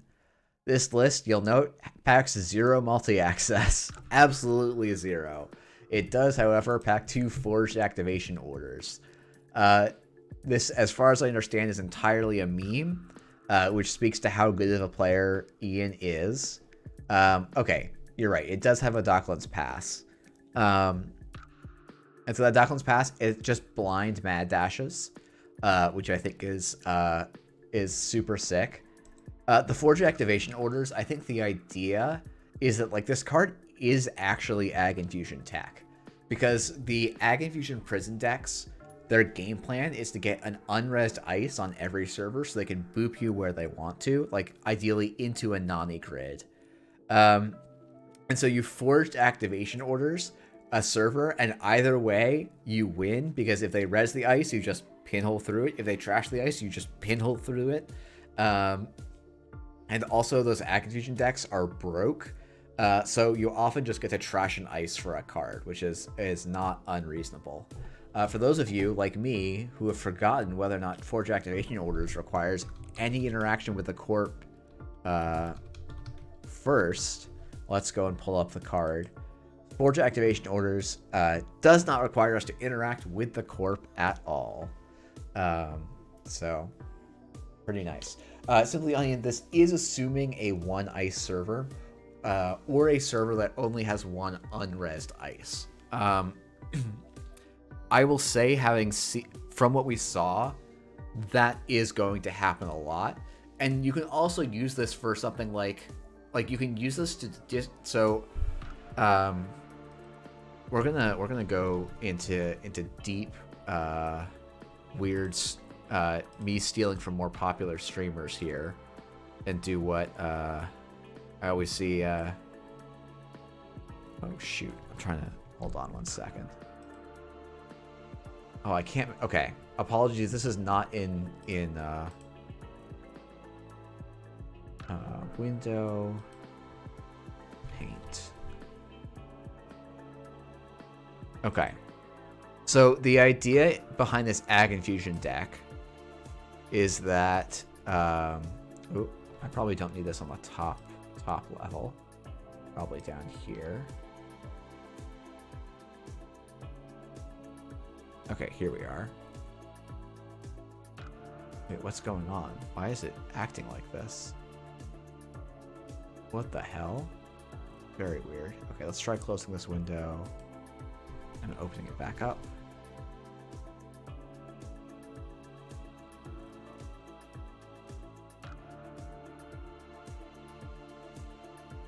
Yeah, so the way this deck wins, okay, it's just going to do weird things, apologies, right? Is you have, so the way this deck works is you have HQ, R&D, and you have archives, and then you have, I'm just going to call this remote keeling.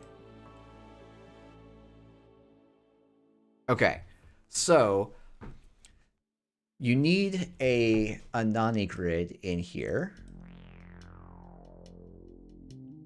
And then you also need a Nani grid here.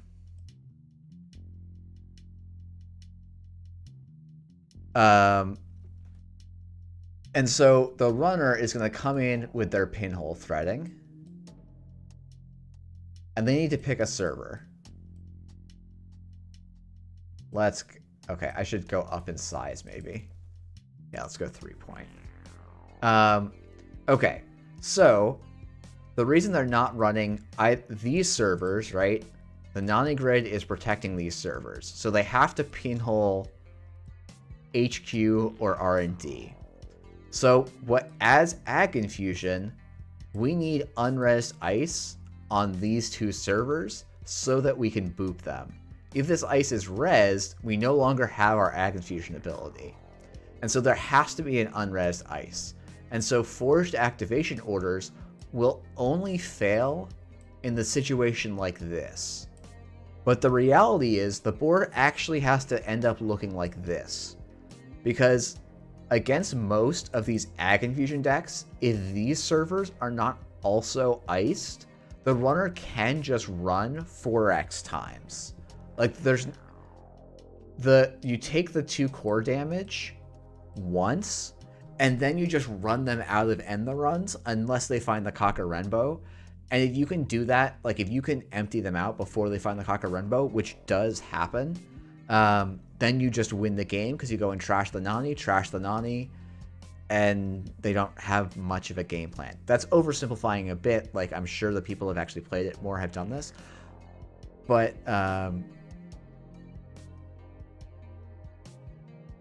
yeah, basically the idea behind Forge Activation Orders is that if we have the plausible theory as to why it's good, not that it is good, but like the plausible theory as to why it's good. We'll just do shape. That should do it. Oh, come on, Phil. No. Why are you not? Oh, no. What? Ah! Yeah, this is gonna give me white. I don't want white, I want black.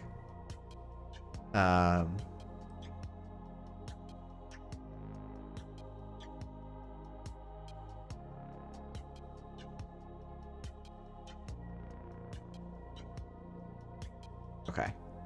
Oh, I should have just... There's got to be a better way to do that, but...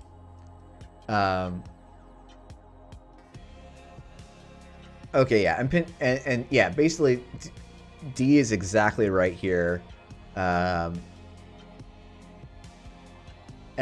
yeah, basically, D is actually completely right. Is because, like, yeah, in theory, in the late game, Ag Infusion can actually get to this board state, where they've got 2 unresed ice on the centrals, and they've got ice on the remotes, right?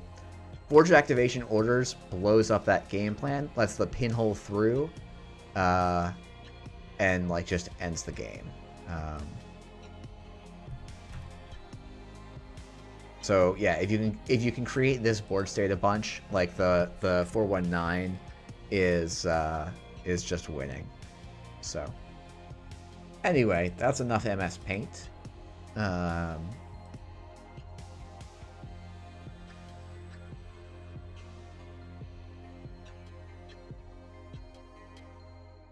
yeah, I think if Ian could, he'd probably swap us around. IA fake. Why can't the runner get access from HQ and R&D if it's on res? The runner can, and that can be how Ag Infusion loses. But most of the time, the Ag Infusion deck can dump all of its agendas into archives because they're completely safe in archives. Like, this is the weird thing, is your agendas in that Ag Infusion deck are safer in archives because you're already playing the game. If the runner gets into archives, I lose. And so you just put everything in that basket, and that just makes your deck stronger. Like, you simulation reset your agendas away, draw ice, dump ice in, and it just kind of overwhelms. And so while in theory singles are scary, in practice they're not that scary for that Ag Infusion list. Oh, you were saying no, you wouldn't change. You would just play this list straight up. Yeah, I believe that. Yep, Padraig just playing classic stuff. I want to give a shout out to Cardboard, who in their registration form said my decks are bad, and these decks are very nearly startup legal for the previous startup format. I think that's actually pretty amazing. The cards that are FFG cards that are in these decks that aren't in system update. Endless Eula, News Team for this side. So 5 cards pulled in, and then there's a bunch of system update cards in here as well. But wait, runner side is just NSG reprints, NSG cards or reprints. What am I missing here? Yeah.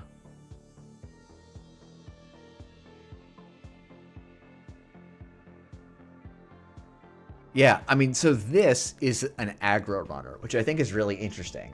This is something that Diogen was like earlier saying, oh, wouldn't this be really good? And like, yeah, this is very much an aggro runner where it's going to run the Maker's Eye, right? Yeah, Deer saying, the decks are not great, but he played to his outs, which I think is really, like, that's actually such an important part of playing runner right now, is that you have to play you have to recognize how you're going to win, how you're going to lose, and adjust your in-the-moment play to those things. So this is playing, yeah, 3 Maker's Eye, 3 Jailbreaks, and then 2 Docklands Pass. Ooh. Oh, it did come up. So like this deck is just like, I'm going to hammer centrals. I'm just going to try and win on centrals. And we're going to use a single egret. I actually don't like the hyperbaric as...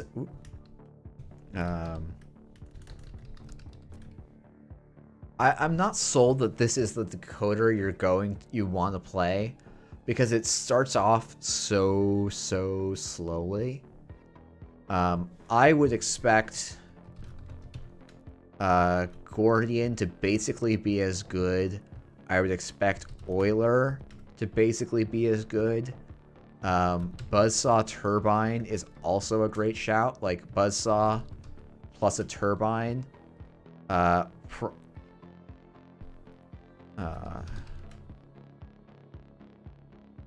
it's KZ. No. What's the frickin' abbreviations for turbine? Because my thing K2CP. Ugh. I might have to learn this just so I can consistently type that into my finder. Yeah, K2CP turbine. It should always be name we're gonna remember, nonsense in joke at the end. But yeah, I wonder if Buzzsaw Turbine, kind to certain people. Anyway. But yeah, it is really, I think, pretty interesting that you can get away with running very nearly, like, NSG/system update cards and, like, actually just be a good enough player to make the cut. I think that's really impressive. So we'll see if someone's able to convince cardboard to move to better decks.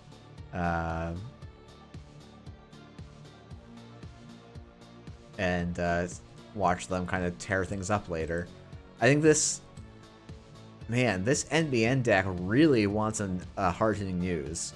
Like, you just drop these new teams for a hard-hitting news, and I feel like you're in a good position. I also am really wondering if these pop-up windows could be something like a Vasilissa, maybe. Like, it's maybe you need the econ, but I feel like with 3 Marylands, 3 Nikos, 3 pads, and 3 tier subscriptions, rather than my ice giving me econ, I want my ice to, like, make the runner go tag me. Maybe Vasilissa is not the right card. What you actually probably want in this case is Turnpike.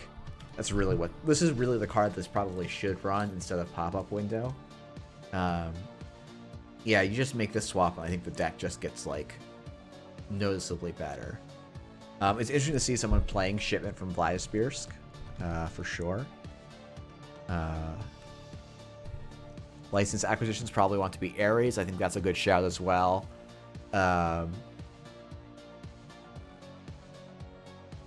Yeah. But yeah, so I did not really intend to go on for 2 hours. I'm trying to think how to get this data up somewhere more permanent and accessible for people. So I'll have to think about it. I might just render it, like, clean it up a little bit more, render it as a web page, and for cleaning up a bit more, I'll actually go and get the figures, the colors right, put some annotations in, and just put it up as an HTML, and I don't know, maybe I'll get it as a Stim Slack article or something, because that seems like a good use for it. But yeah, I think I'm gonna call it a night here. Thank you all for tuning in. I don't know if I want to cut this. I guess I should probably make a video where I just briefly talk about... Someone was asking for, like, some, like, breakdowns of specific... Like, they were like, oh, I want more breakdowns of decks. And it's like, yeah, you know what? Breaking down what makes these Hoshiko lists work, what makes these Reality Plus lists work, and, you know, what makes these Bizarro 419s work is probably worth doing as well. So I might put out, you know, for the people on this stream, most of you probably won't need to, like, I will not be saying anything original, and you'll probably actually be able to correct me in those videos. But my sense is there's a lot of people that don't know how these decks work. So...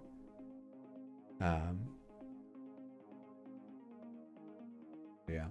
Simply Onion, some good data here. Do you think there's also value in generating the matchup data? It's something I've been thinking about, and it's mostly that it's really cumbersome to regenerate the matchup data and wins and stuff.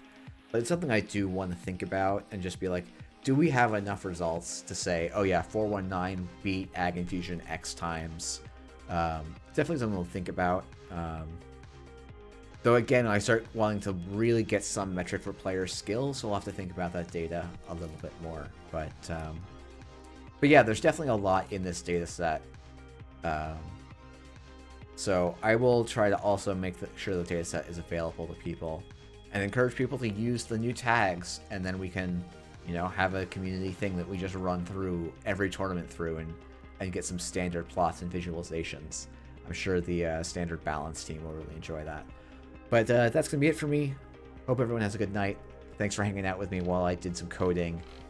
Ranted about decks that, honestly, most of you talking play better than I do. And hope you all have good evenings where you are. So, good night.